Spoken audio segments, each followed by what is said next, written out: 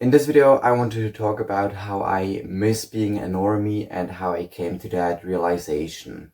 So as you may know from my Instagram, I said something that I would be in a camp in 2 weeks, etc. Well, this camp was last week and it was a sports camp with the school.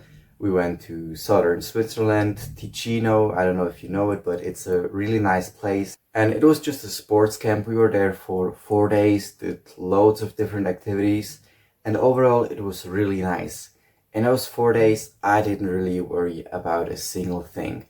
I didn't think too much about politics, I wasn't shutting out too much, and I was talking to voids. So overall, it was really a low cortisol environment. And compared to other experiences in my life, it wasn't like the best, there wasn't one highlight. But what made it so different is that it was just 4 continuous days of just being normal, being physically active, being outside, talking to other people. And looking back, the time there, it was so peaceful. Really, I didn't stress about anything. I didn't think about immigration too much. And you were just living in the moment with other people. And what also was really great is that everything was taken care of. We were like in this facility, in the sports facility, and they would just cook for you all day, 3 meals a day. And the meals were incredible. And they even gave you like as much as you needed. You could come to get your food a second time and the food was delicious. And it made me realize that this kind of life is actually awesome. And I get why a lot of normies are choosing to be normies. Because if you look at politics, it is just so high cortisol and you just worry about everything. Like right now, I'm not actively worrying, but when I see something on Twitter or on Instagram of how a foreigner beats up a white woman or something, and how Africans are causing chaos in Paris after this Champions League victory, it just does something with you. And during those 4 days, there really wasn't just any of it. I also didn't have any stress of making videos. I pre-produced every video and every clip I needed 2 days beforehand. So the only thing I did is I just opened up TikTok, opened up Instagram, opened up Facebook, posted the clips I'm doing. I scheduled my video on YouTube and then posted on Instagram my clips. And that was it. No worries. And so I get why a lot of people just choose to ignore politics and choose to live this normal life. Of course, in your normal life, you don't have everything taken care of you. You don't have someone cooking for you 3 meals a day, and you can't just chill all the time with your friends and play sports. Of course, this isn't life. But it comes very close to this. Normies, they work 8 hours a day, they have weekends free, and they have no worries. They go partying, they watch their goy ball, or whatever they do. They smoke weed with their friends, whatever. And so it's actually really close to this experience that I had in the sports camp. Because the normies, they don't worry about anything. The maximum thing that they worry about is whether their favorite team is winning in their goy ball sport, or maybe if they have it a bit more difficult, they have to worry about bills, depending on where you live. So basically they have all this criteria already met for them. Bread and circuses. Nobody in the Western world is starving, and they have their goy ball, reality shows, and everything. So in this sense, someone like Clavicular is right when he says that politics is gesture, because usually it would just spike your cortisol unnecessary and you'd be upset about things all the time. And you wouldn't really be enjoying your life. But the issue today is that our civilization is under attack. We are being genocided if you look at this.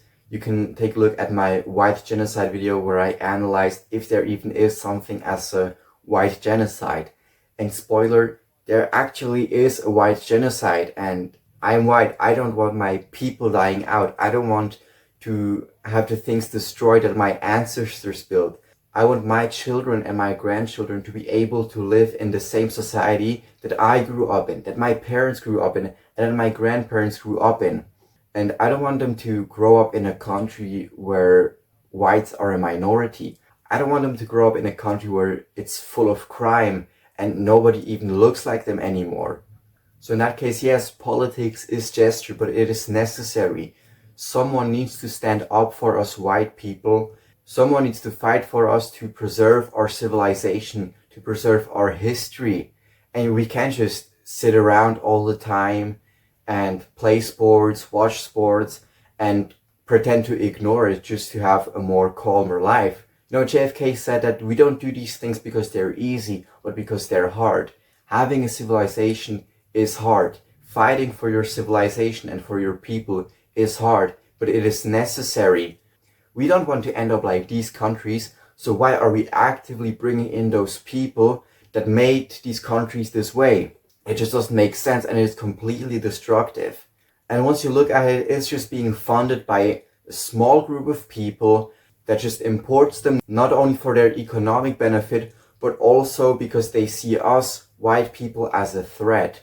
But why white people are the most targeted is because we are the most capable group of people in all of history. Everything that you see, look around, it was invented by white people. It was made by white people and it was thought of by white people.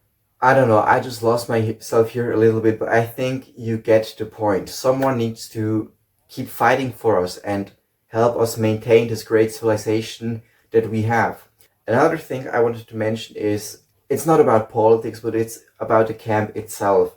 I think the reason why I found it so awesome and why it was so amazing is because it actually resembled how humans lived. You know, we were a group of 90 people, all between the ages of 15, 19, 20. It was just my school, a couple of people from my school. It was different years, different grades, all mixed up in this one camp. And we were just, doing what humans were meant to do. Be active, be outside on the sun, talk to each other. And I think we need to go back to something like that. You know, if you look at these cities, they are just so urbanized, so individualistic. Nobody is connected to anyone anymore. And villages are only the really thing that we only have. You know, in villages, there is a small community that sticks together and that just lives like humans are intended to be. In a small tribe of a couple of dozen, maybe a few hundred people. That's how humans are meant to live. So we need to create a society where humans could and are encouraged to live like this. Because to be honest, everyone just can't be living in their small community like this. You know, we are highly globalized, we are urbanized. The money is in the cities, the money isn't in the villages. So that's also one of my second tier goals. My first tier goal is obviously to keep Europe white, to keep Europe European, and to keep Europe Christian. That is my main goal. But a second tier goal after this is done, after Europe is European again, the next goal is to improve our lives, to live again in small communities like we used to do, and to take care not only of us but of our environment. So that was it for this video. I did a little bit of different thing. This video was again unscripted, but the difference is, you may have noticed it in the audio quality, that it wasn't just me talking into a microphone, but I'm actually recording myself, and I will release this recording when I have done my face reveal. When I will do that, I don't know, because I don't know, the situation could change. So for now, there's just the Minecraft gameplay in the background, and maybe in a few months or in a year, I don't really know, I will release the full video of me talking like this. So let me know what you thought of this in the comments. I'm Slovak Royper and I'll see you next week.